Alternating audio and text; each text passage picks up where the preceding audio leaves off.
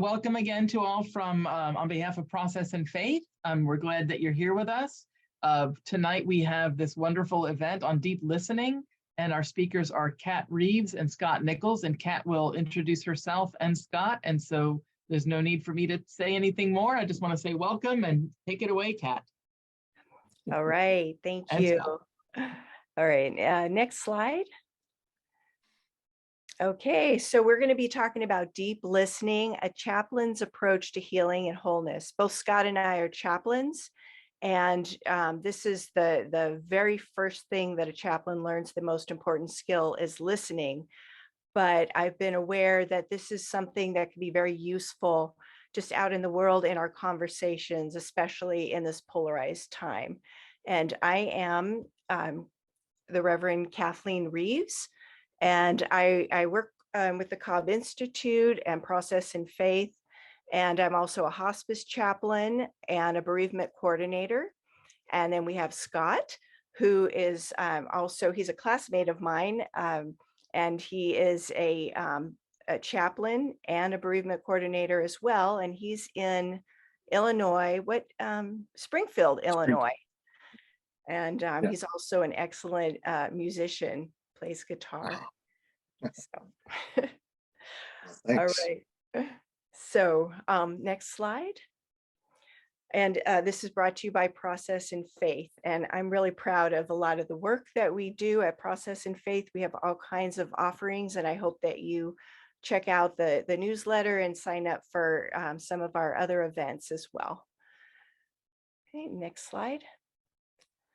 All right, so I want to talk about toxic polarization. This is what we've been seeing lately with, you're either this side or that side. It seems like there's no more nuance anymore, and people are not talking to each other. They're just kind of labeling and separating. Next slide.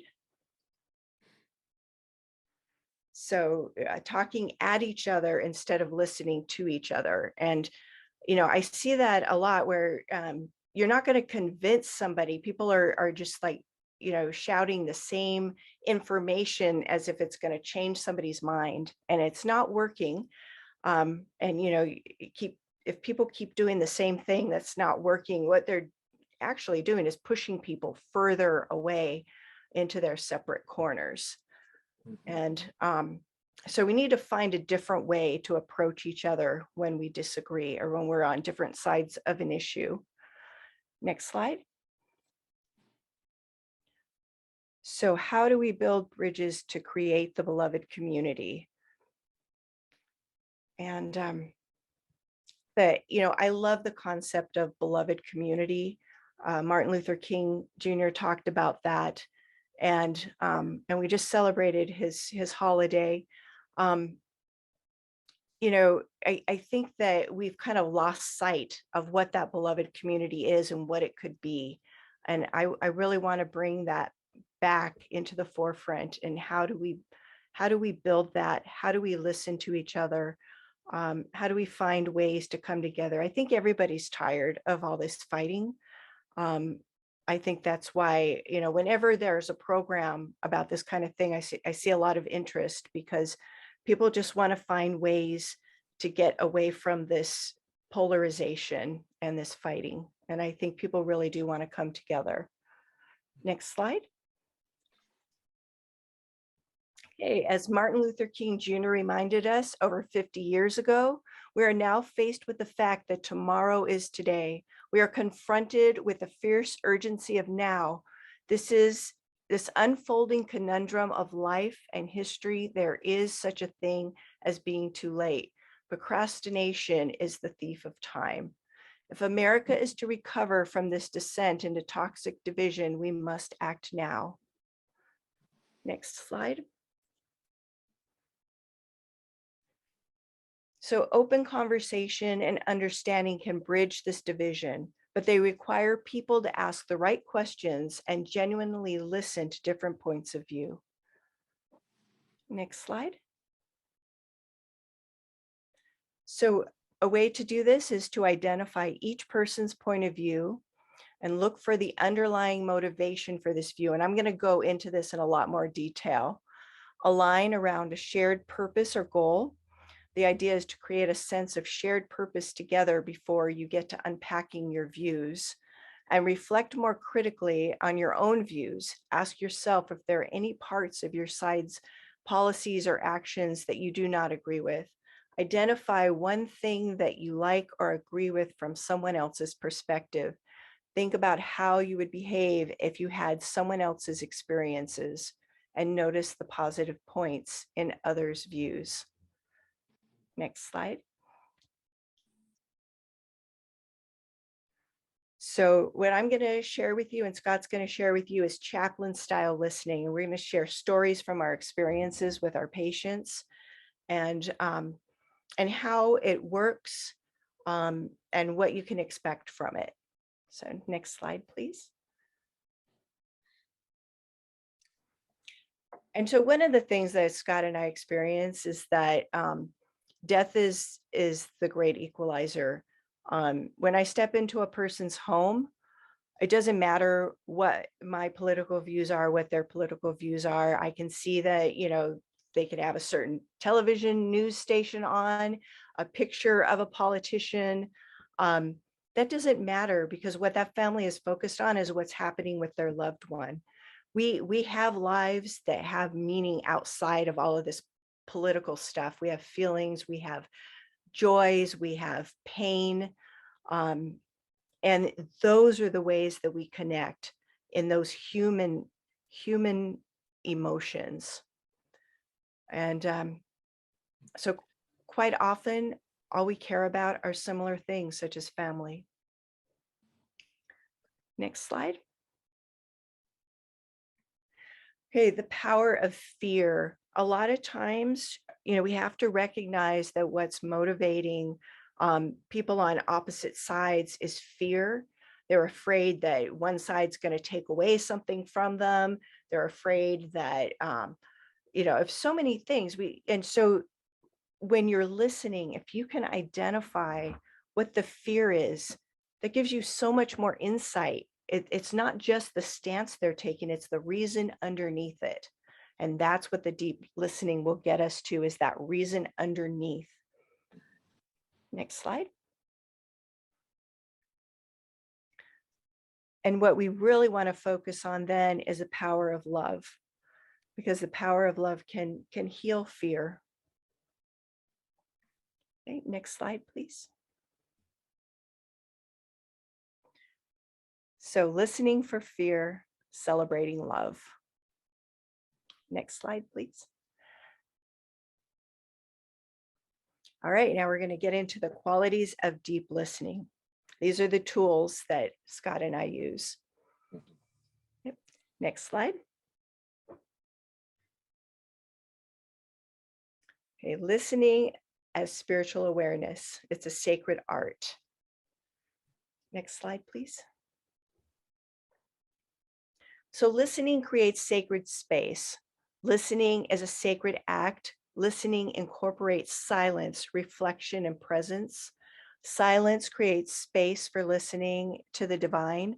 Reflection allows us to listen to our own inner voice. And presence is listening to another, and awareness at the heart level. So Scott, do you want to comment? Yeah. So,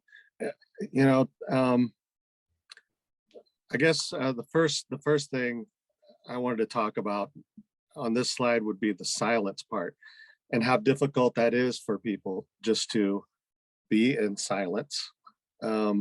It's very uncomfortable when it's just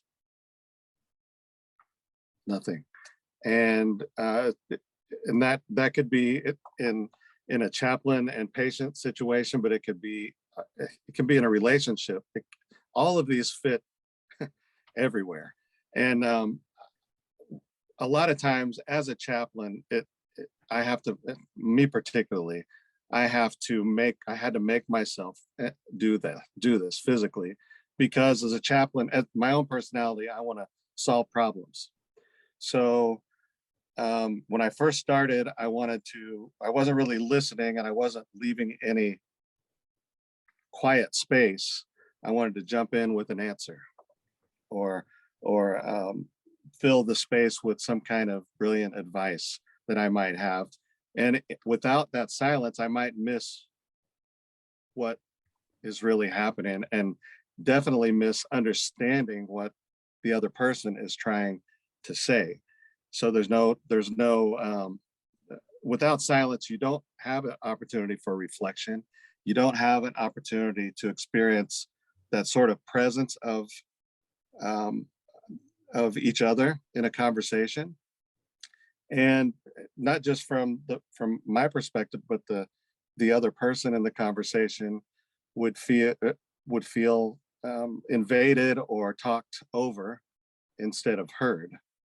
And so they might be apprehensive of engaging and maybe have a different way of returning back to you. So it really messes up a conversation if you don't allow space, allow silence. And it's uncomfortable, but it's so great. It's so great just to be able to explore and understand what the other where the other person is coming from, really listen. And I guess one thing is, if you don't leave space, the other person doesn't really have an opportunity, or doesn't feel like they have an opportunity to talk. And so you really get nowhere. And I think that's where we get all the noise from both Yeah. sides. When you're talking about polarization, it's just people shouting points of view, and nobody waiting and really just listening and giving an opportunity and to experience what might be happening underneath. And no space for listening. Or go ahead. Yeah, it gives breathing room. And then, the sacred space, if you can get, in a place where you feel like having a conversation with another person is a sacred space. I mean, in process, we know that we're interconnected. So whenever I have a conversation with somebody, that person's having an effect on me. They're changing me. And so I want to listen to that. And it is, you can really think of it as a sacred space, two people having a conversation, And I think when we talked about this before, Kat, it makes a special sort of bond. That whole presence, it's a special connection there. Yeah. when you allow that to happen, and it creates a safe place. It creates an environment of trust, and which we'll go into all that later too. So, Yeah. yeah. All right, let's go to the next slide. Okay, seeking common ground, listening to appreciate. Now imagine doing this with someone that you totally disagree with, that you're on opposite ends of the polarization. But if you approach it, I mean, you have to be in this frame of mind. You have to approach it this way. And I actually heard a story about this morning in a group that I lead for the Cobb Institute, where one of the members of our reading group was visiting his son-in-law, who is completely opposite politically. And they had a conversation, and he listened to appreciate, and he learned a lot, and he heard his perspective about things that had to do with the ocean and putting windmills for the air, what do you call that, for energy out in the ocean, and how that would harm the ocean. And the son-in-law was against it. And he learned a lot of things by listening to that he wouldn't have known. He might not agree with him still, or he might think about it, but there's just so much more information that we can get if we listen. And also, he wanted to get to know his son-in-law better. And let's go to the next slide and see.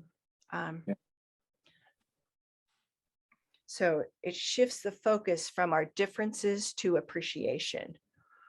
So in that situation, if he had just thought about, oh, he voted for, this opposite candidate than I did, he wouldn't have gotten to know his son-in-law and gotten to know who he was as a person. He would have just written him off as, oh, he's one of those people. So appreciation, there's times where I know Scott and I visit patients that they live in a very different way than we would. Their homes might be very, very messy. There's all kinds of animals. There's somebody I just saw the other day that has ducks in her house. And but I learned a lot of things about ducks. So I still wouldn't put ducks in my house, but I was fascinated with the ducks.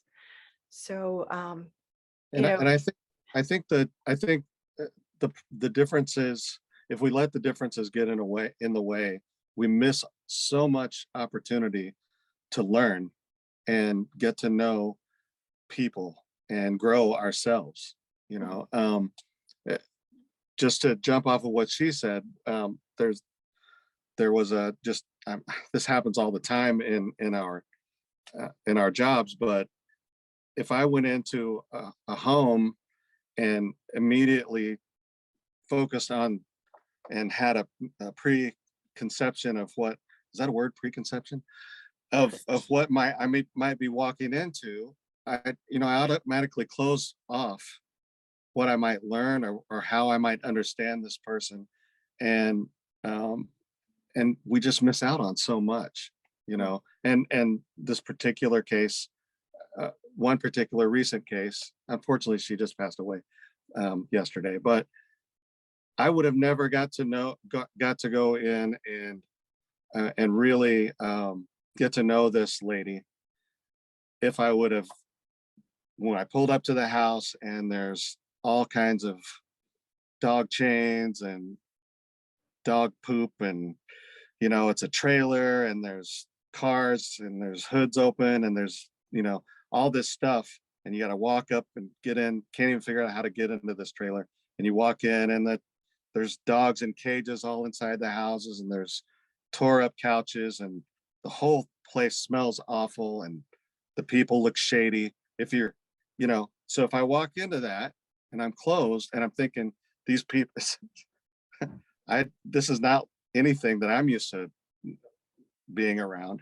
And if I just focused on that, I would just miss out totally on the relationship I was able to build. So this is just so simple. I think this is the story that we talked about earlier. I walked in and I looked for in common, what can I appreciate immediately that we can connect on, and it was just some crackers that I liked that the lady had, and I said, "Oh, those are my favorite crackers," and so immediately it helped me too, but it helped her be comfortable with me, helped me be comfortable with her. Just that small thing, focusing on something that's in common, something I appreciated, her crackers, rather than the differences of this whole environment, really created a healthy, uh, just beginning to a relationship. And it was just short lived. It was only a couple weeks that I knew her, but I was really able to speak into the family's life and her as well. During that time, and I only met him 3 times, like had 3 visits, but it turned out really well. So Yeah. And sometimes you can find that small thing to appreciate and then build from there. Okay, let's go to the next slide. Learning from experience, listening for new possibilities. Okay, next slide. So what just happened? What did I learn from that? How did I grow from that? What's next for me? How did this impact others in my life? How does it relate to patterns in my past? What learning can I share with others? So as I said, this is a relational world. Everybody that I meet is going to have an effect on me. Every patient that I've met has changed me in some way. And I've made friends with people that I don't think that I would have otherwise. Just being open to those differences and allowing it to change me, and then just learning from that and growing. in this slide, these questions that are so great. If you have a chance to reflect on these are so important in self-examination and growth. And just to be able to ask yourself, take a second of reflection, right?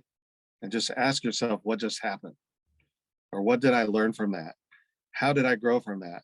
What's next? You know, these are so great and so important. And this tags back into, I think we talked about this when we were preparing. It tags back into fear.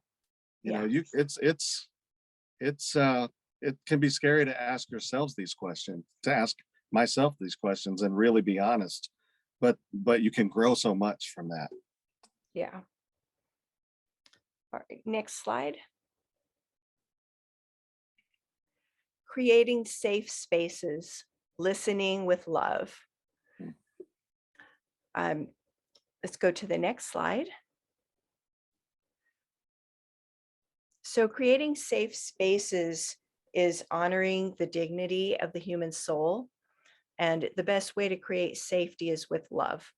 You know, if you know right away that you disagree with somebody on a political issue or social issue, and you're holding on to that, it's going to be hard for either party to feel safe and feel comfortable. And so you've already created a wall that you can't get past. So you got to start with that openness so that you can create that safe space.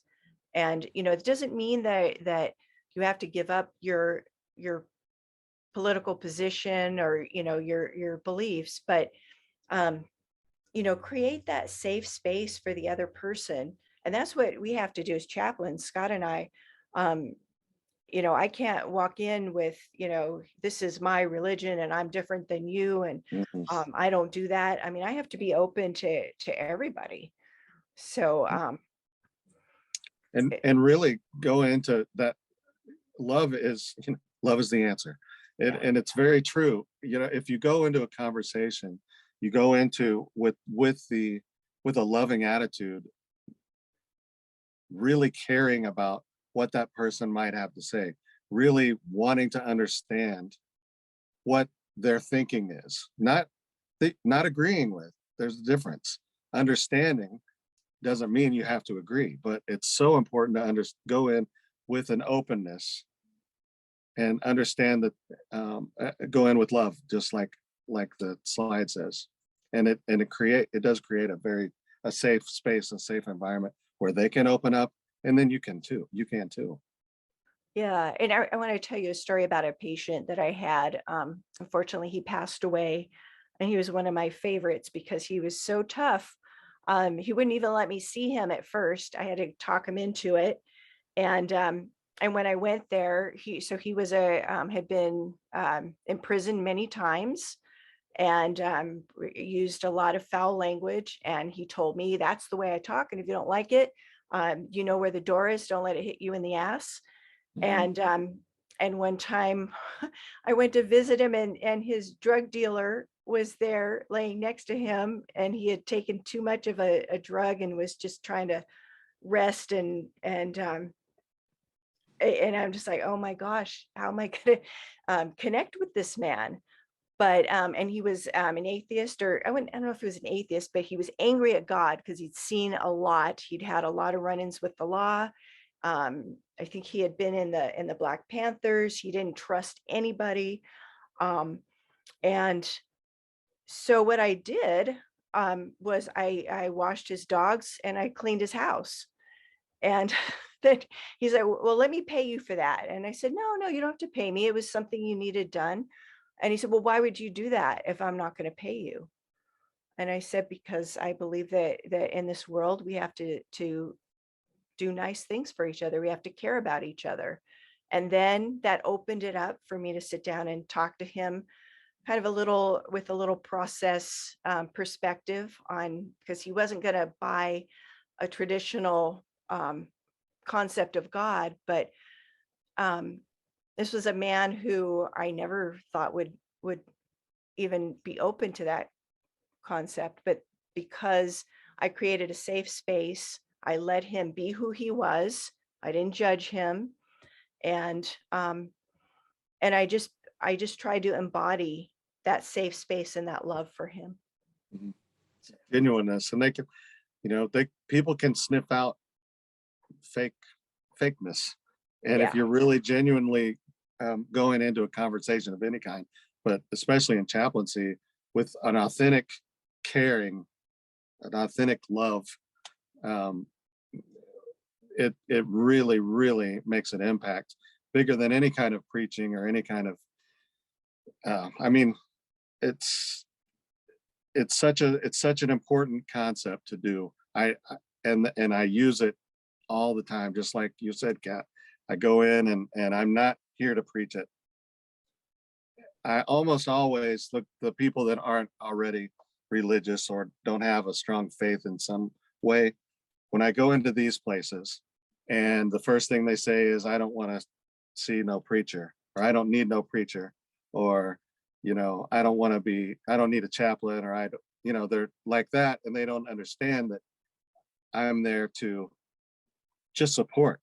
I even get, "What are you here for? What do you want from me?"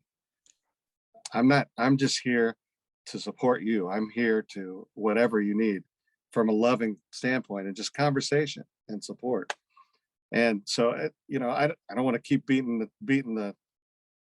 this up, but to me, this is one of the most important things is the approach with an authentic, caring, and a willingness to listen and understand where the person is coming from. All right, next slide. That's that dignity, honor the dignity, like you put on the slide. Yeah. Okay, next slide, please. Okay, using silence, and we touched on this a little earlier, listening to access your still point. Next slide, please. So silence gives us breathing room. If you're not thinking of what to say next, you allow the person you are listening to the room to expand and to speak more openly. So I had a patient who, one of my favorite patients, he was such a sweet gentleman, and he talked really slow. And so I really practiced my silence with him, just listening and waiting. And what I found is if I was silent and just waited, he always had something more to say. But if I had started talking, I wouldn't have heard that. So what I did was I just made room for him, and then he filled the silence, and I was able to hear more deeply into what was on his mind.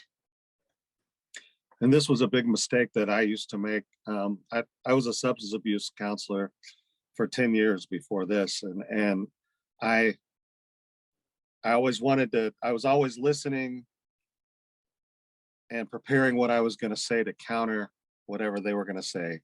That was my approach, and I don't know how many times I learned by failing, by getting it wrong. I'm thinking of what I'm going to say next without really listening, so I don't really understand what the other person is communicating to me. I think I know, so I'm speaking, I'm talking, and I'm guessing, and I'm commenting without giving them any kind of space, and I miss out on learning from them, on really knowing where they're coming from and helping. So yeah, and people speak in a lot of ways. If you're silent and paying attention, you can really hear things being said with body language, in so many ways. You're really in tune with what's going on. But if you're thinking about what you're going to say next, then yeah, that's where we get into the problem of the arguments that we see happening a lot in this polarization. Is nobody's listening, they're just adding their 2 cents on the topic, and they keep adding more, and nobody's hearing the other person, so it's not constructive at all. So okay, next slide, please. communication or communion, communion, Mhm. listening to communicate. I love the word communion. I think, there's so many ways to have communion, to share. I think, it's usually associated with religious services or food.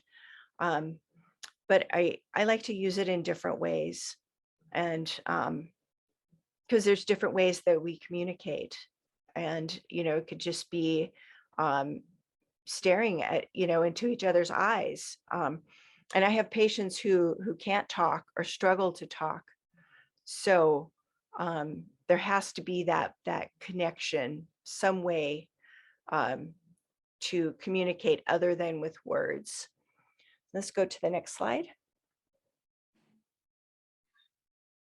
In this age of information, we are always communicating from our heads. What is needed is communication from the heart. So yeah, and when you communicate from the heart, you're gonna, it's gonna be less, people are not gonna feel like they're attacked or they're just getting thrown a bunch of facts that people don't listen to anyway. They're gonna really feel like somebody's trying to say something to them. And so to speak from the heart and listen with the heart. Where your intention is to really relate to someone and really understand, and it comes from here, and that connects back to the love thing we were talking about earlier. Uh-huh. Yeah. And when your communication comes from the heart, it just totally changes the tone. Sure. Yeah. So let's go to the next slide.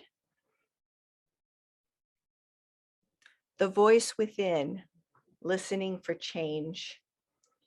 Next slide, please. So can listening and other sacred arts of conversation help to create a less violent world? Sometimes we see violence in our thoughts. We must begin there. We can listen to those places where we can nurture peace. So yeah, violence always starts with a thought, and then it just grows. And so we really have to pay attention to our thoughts and always kind of check where we are, what we're thinking. I believe in peace, but I can get pretty angry, and I can get to a place where, it just in my mind, I get so angry that I imagine things, and then that's the place where I have to say, hey, what's going on here? What's behind this? So really, really reflecting on myself. Yeah, me too. Um, it's really difficult sometimes. I a long time ago, and I don't even remember what context this was in because I've used it for so long, but either a teacher or a mentor or someone way back when told me never act on emotion. Like never act when you're emotional of any kind, happy or angry, but especially angry. Understand what you're feeling and process it first. Think about it. Just it does.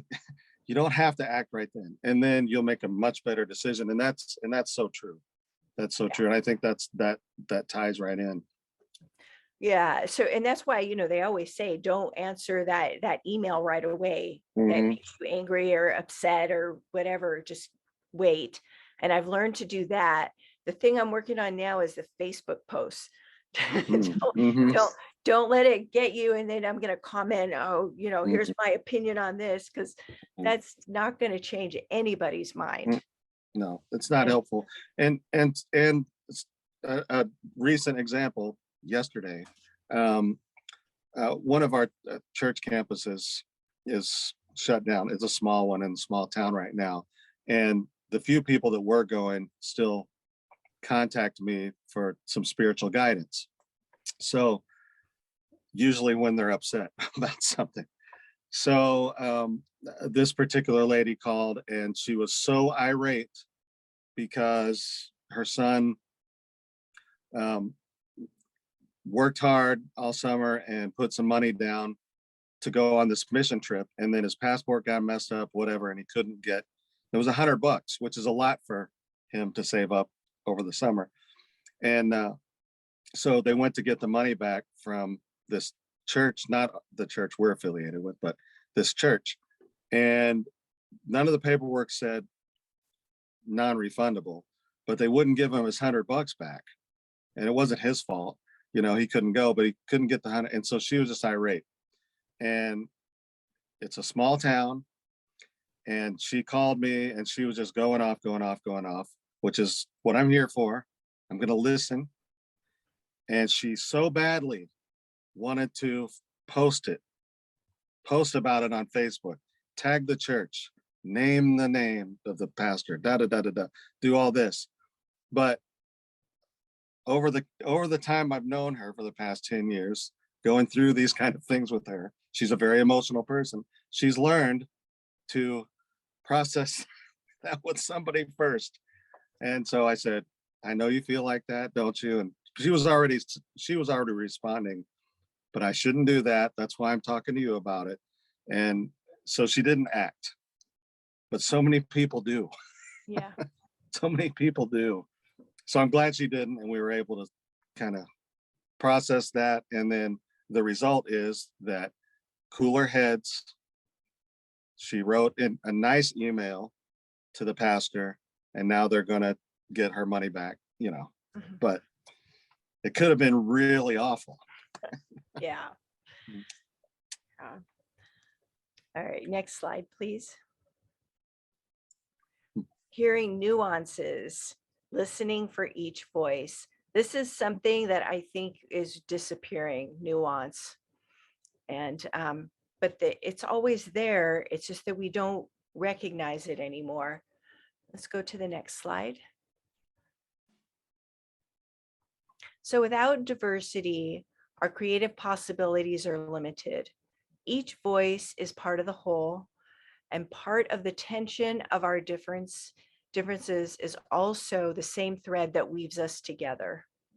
So, we are going to have different opinions. We're going to come from different backgrounds.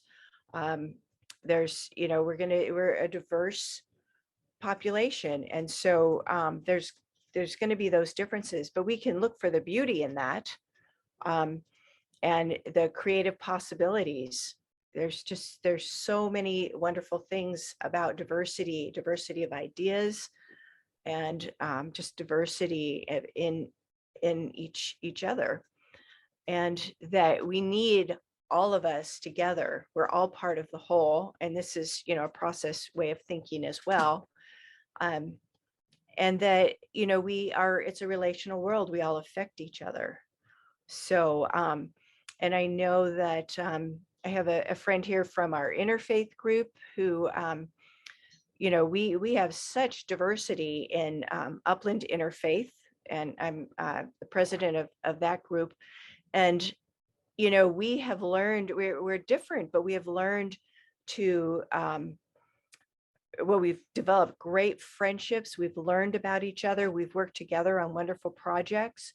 So, it's the diversity just makes it richer. And I don't need anybody to be the same religion as me. And we can come together and just create wonderful events and develop these friendships.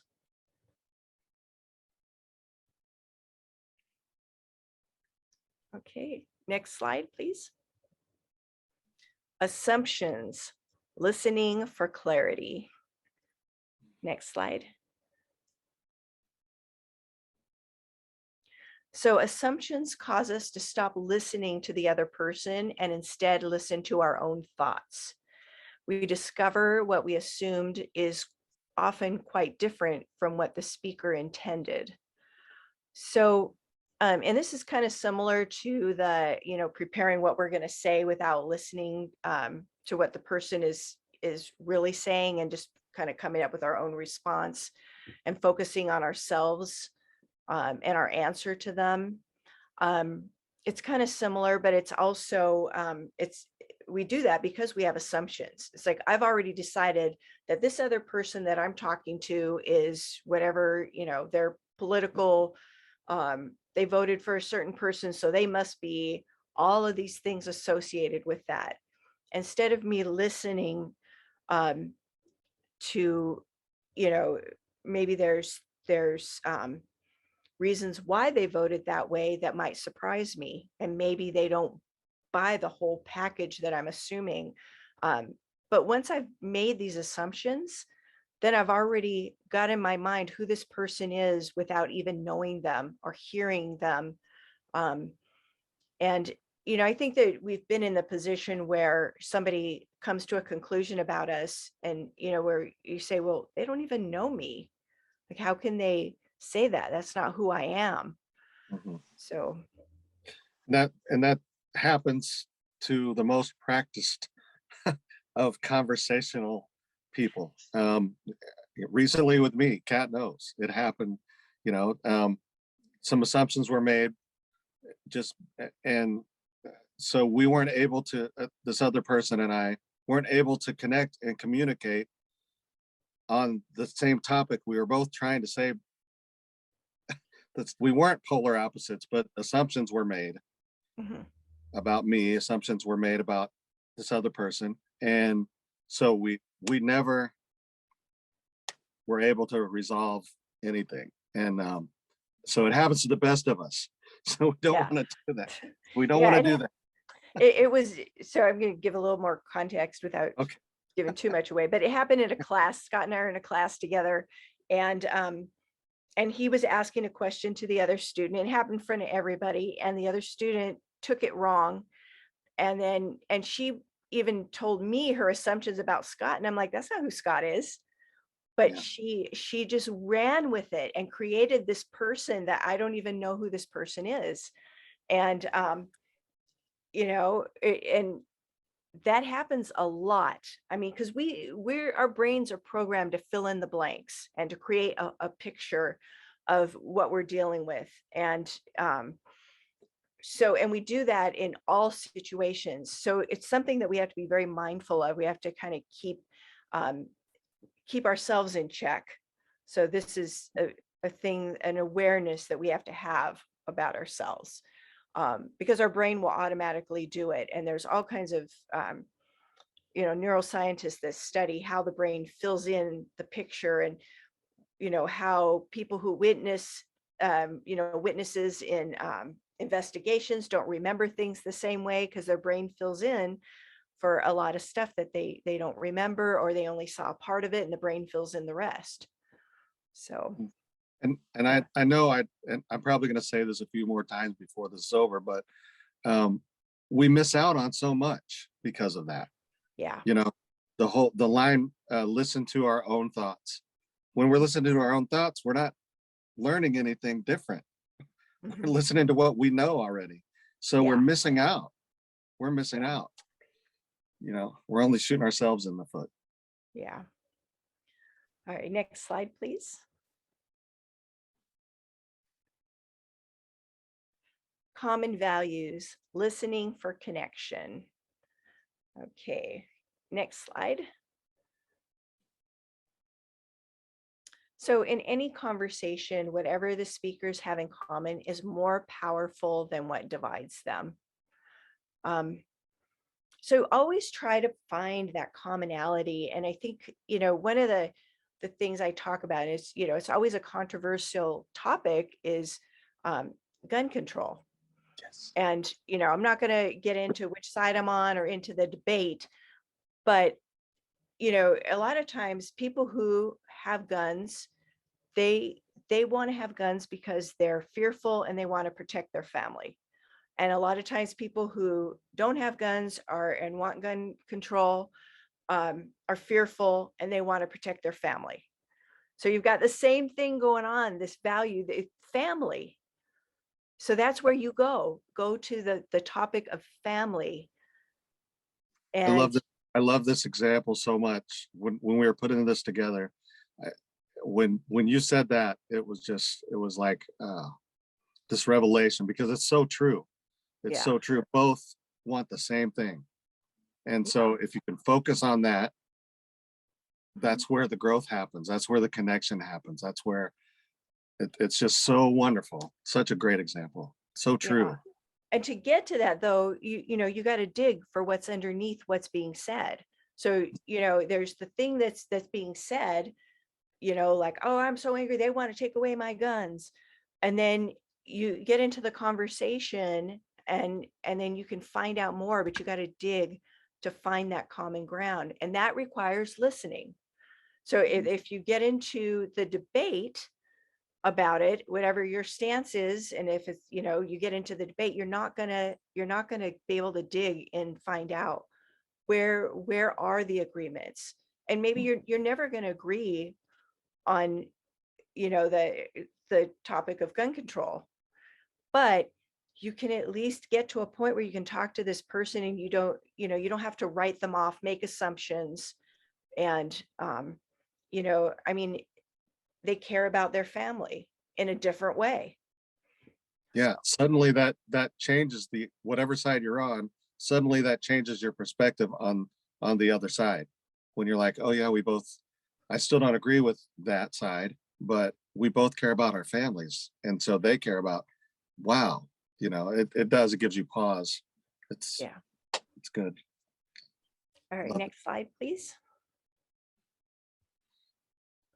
Presence, listening from the heart. So next slide.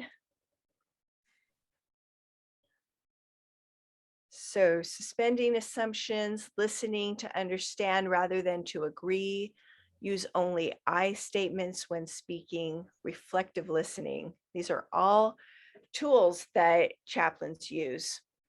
And the I statements, that is, if you're saying, well, I feel this way, then you're talking about yourself instead of taking those assumptions and saying, oh, well, all you people in your whatever color hat, you all do this. And then that person might be thinking, well,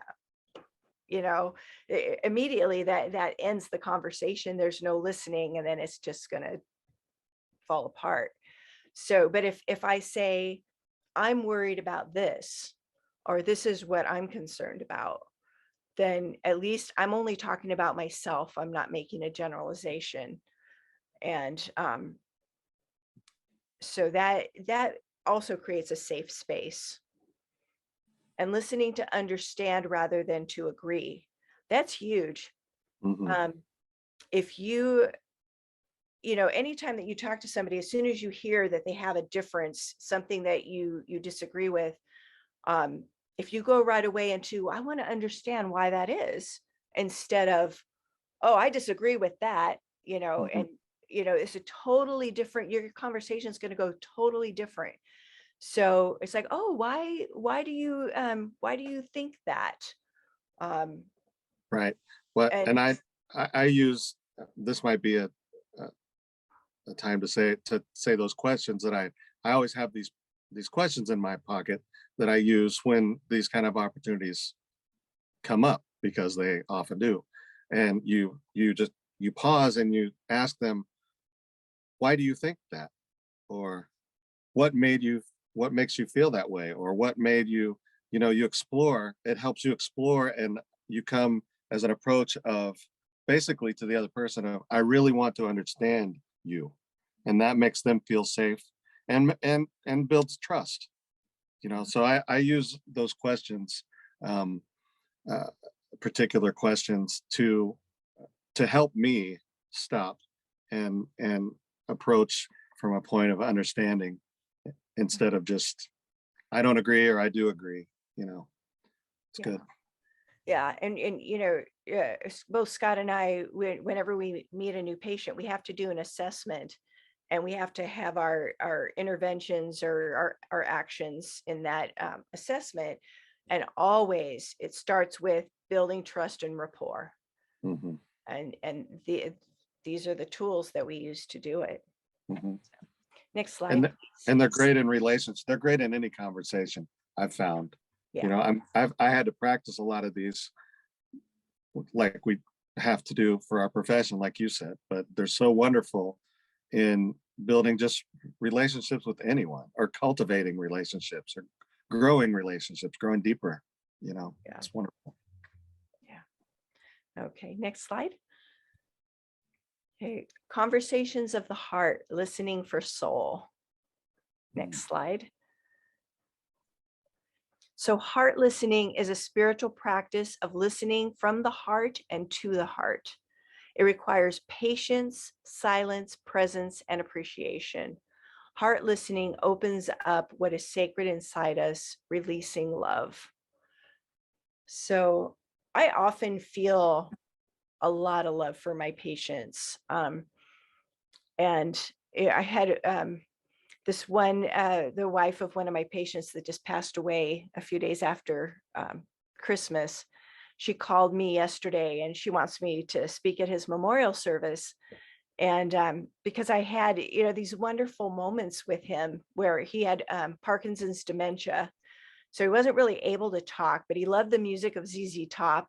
And so I played that for him and we kind of danced around a little bit. And then he got fascinated with my shoe. I had this really colorful shoe on and he took my shoe off and he was just like looking at it. And so she wants me to tell those stories. And, I just think about him with such love. And even though I could never talk to him, really, because he couldn't talk, but we had communication and it was a heart communication. Mm. So, you can connect with people who, if even if they're so sick that they just can't form words anymore. And it just demonstrates how important presence is. Mhm. And it's something that it's not cerebral, it's not something we think about as being important. We think we need to have answers. We think we need to come to resolution. We think we need to make a point or whatever, but presence can be so powerful, so powerful. Yeah. Next slide, please. Practicing peace, listening to understand. Next slide. So sometimes we're surprised at how similar our values are, even though our interpretations may be very different. The more we understand about one another, the less we fear. The less we fear, the more we trust. The more we trust, the more our hearts are open to love one another. And I really experienced this. It was a few years ago when this was around the time when there was a lot of anti-Islamic speech going on in politics. And at the same time, we had some Syrian refugees move into the area. And they had a event through the interfaith group at the mosque. They had like a news conference with our congresswoman. And I went to that and I listened to the story of this refugee family. And I decided I don't know anything about Islam. And even I was a little afraid of it just because there's rules that I don't understand. And but I decided that I wanted to learn, and I was, most of my fears were based on ignorance, just because I didn't know anybody who was Muslim. And so I volunteered with this family, and I ended up being in their lives for a couple of years and being there like multiple times a week, getting involved with the children, going to parent teacher conferences, teaching the whole family how to drive, just having dinner with them. I learned about their life in Syria. It just opened up this whole world to me that I didn't know. And so, yeah, it was just, but I had to take that step and Love that. really, I love that story. That's so awesome. yeah. And let's see, we're getting to about an hour in. Let's see where we are here. Let's go to the next slide. It's partly my fault because I jumped a lot of these things that we're going through now. I jumped the gun at the very beginning when it was just really the outline of what we're going to talk about. So I apologize for that. All right, we'll go through these a little quicker. Creating harmony, listening for integration. Next slide. So when I am listening with the essence of my soul, there's no separation into parts. Everything I do is related to the whole. And that's very much a process concept that, it's everybody affects everybody else. I'm changed by all of these interactions that I've talked about. And it's just part of me, and it becomes part of the whole of the world. So let's go to the next slide. The agenda-free conversation, listening with openness. Next slide. No expectations. By honoring that voice in ourselves and in others, we can lose attachment to predetermined outcomes. We can hear the other more honestly. And we kind of covered this a little bit about that, the assumptions. And so, really allowing the other person to speak with no expectations, no assumptions, and then honoring that voice in ourselves and in others. So let's go to the next slide. Hospitality, listening as a gift. And we're getting close to the end here. Let's go to the next slide. We offer the other a space to be themselves and to change and grow in their understanding. So this is such an important point. What's been happening now is everybody's just shouting their information at each other. Here's my facts, and this is why you're wrong. And we're not listening. And so what everybody's doing is just going further and further into their own corners. But if we listen to people and we understand them, and then hopefully that teaches them to listen to us and understand us, and we make those connections, we dig down underneath the fear and find out what's fueling that and try to find those common values, then the other person can grow as well. We both grow and we change, and change in a positive direction. I mean, every interaction produces some kind of change, but usually it's pushing people further away. Well, the kind of change we want is for people to come closer together. Next slide, please. Let me say something about that though as well, with the idea of a gift. So it's really, really, have you ever just been in a conversation where somebody quietly listened to you and you didn't feel like you had to? That's a gift. I really feel like they're giving me something. And that's what you're doing. Especially if you practice listening, you're practicing it. You're giving them that gift of space, of opportunity to be heard, of validation in what they're saying and their opinions and where they're coming from. It's huge. And they don't take that lightly. They don't take it lightly. And so it creates a real safe space for real open conversation, even if you're opposition. Yeah, so important. Okay, next slide. Cultural differences, listening without prejudice. Next slide. There are often many little differences in the way we do things. It is good to examine our bias and then leave room for other ways of doing things. So that's, when we're so attached to the way that things they have to be done this way. Sometimes, we just opening up and allowing and seeing how other people do things offers that novelty, that creativity that enriches our lives. So next slide. Harvest time, listening with gratitude. Next slide.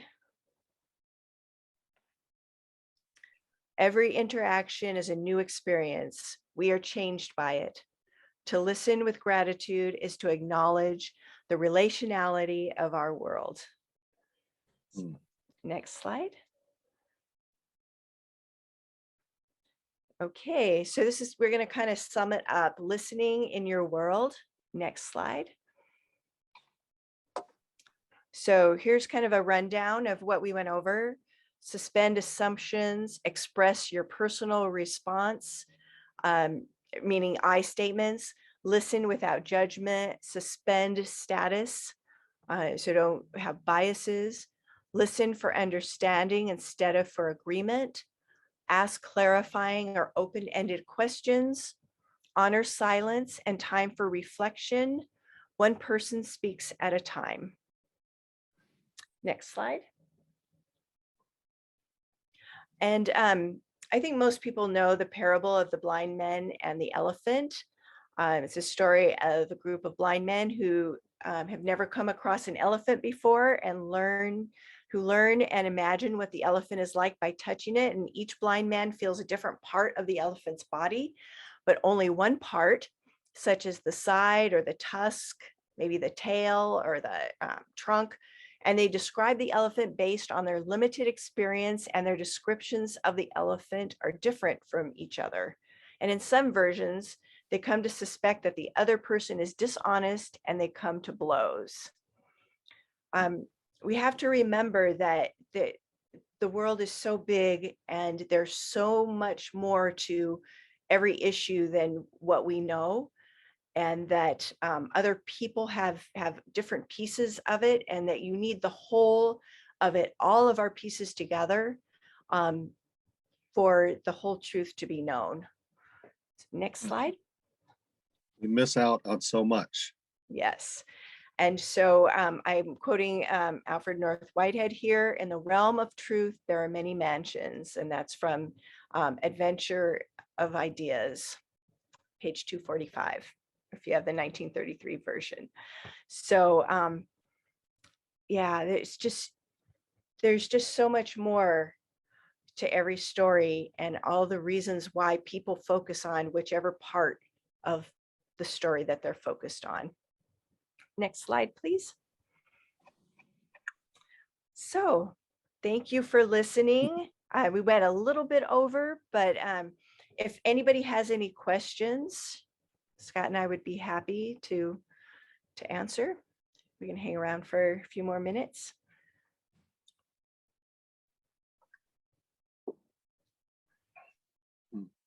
It's just us two.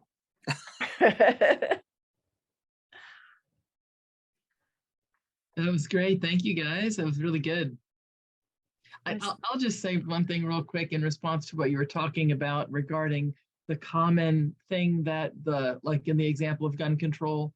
I've often thought that if we could get to the bottom of what people's sort of deepest layer fear actually is, that we would find that commonality. And so like, I've like imagined having this kind of a practice where you had two people in conversation, and you would just, the facilitator would just keep asking the question, like, when somebody says, well, if they do this, then blah, blah, blah. And then you say, and then what would happen? And then you like, well, what's the next thing? Well, and then what would happen? And you keep making them think below the surface argument that they're always saying. I think it would reveal a lot. Yeah, exactly. There's always so much. You just have to dig, and we're not doing that because our conversations are just throwing, information at each other, thinking we're going to change their minds. And, right. Yeah.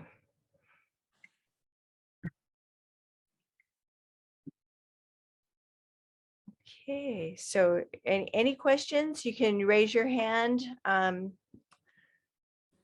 I think we're good. Well, I hope that Oh, there's everybody. Oh, I was looking at it wrong. Okay. Oh, Sorry, I'm like, thought they all split. Okay, there we go. So, all right. Well, I want to thank you all for spending this hour with us, and I hope that that this was meaningful for you.